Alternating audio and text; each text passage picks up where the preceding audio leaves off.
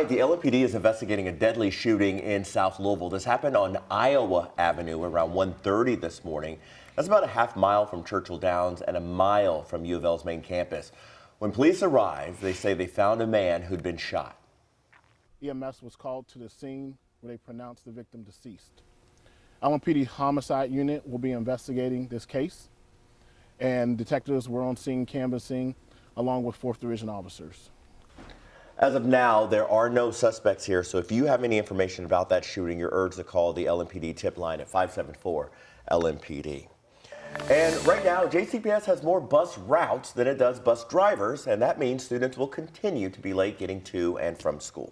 At a school board meeting last night, the district said it's going to have to make transportation changes next year, and those could include more parents driving their kids to school. WHAS11's Taylor Woods and photojournalist Elijah McKenzie report.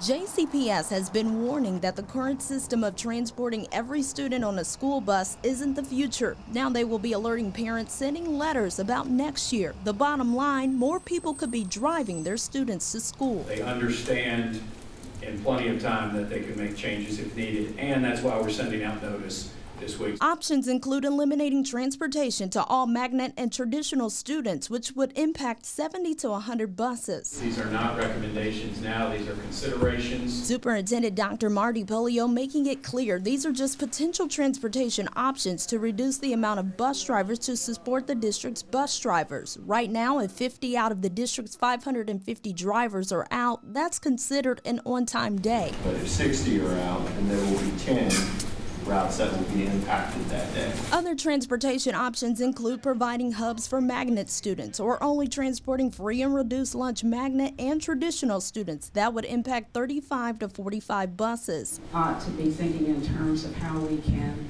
provide a stipend for those families. All options are on the table as the district looks to make improvements for next school year. In Louisville, Taylor Woods, WHAS 11 on your side. And Dr. Bolio said parents can expect final recommendations in February about transportation next school year. Now, the district is also making changes to how it handles bad weather. Moving forward, it will no longer delay the start of school because of bad weather. Instead, the district is implementing a new go or no-go approach. If in-person classes are canceled, JCPS will notify families whether it will be a traditional day or an NTI remote learning day. The process to determine whether or not to cancel classes will stay the same. Metro Police are trying to determine what caused a deadly crash in eastern Jefferson County. It happened just after noon yesterday on Taylorsville Lake Road. Investigators believe one of the cars involved crossed into the center lane, hitting the second car head on. Both drivers died at the scene. The man who fatally shot a woman at a nightclub will not serve any jail time. Ronnie OBrien's trial was set to start yesterday. O'Bannon is the former DJ for Jack Harlow. Instead, he pleaded guilty to reckless homicide, which is a lower charge from the original charge of murder. He says he was acting in self-defense when he fatally shot Casmira Nash. She was a bartender at Vibes Lounge on Derby weekend in 2021. At the hearing, the prosecutor talked about how Nash's family felt about that plea deal. Family is present. They do not wish to make a statement, but I think they understand. They're not happy by any means with this result, but we've met numerous times and understand.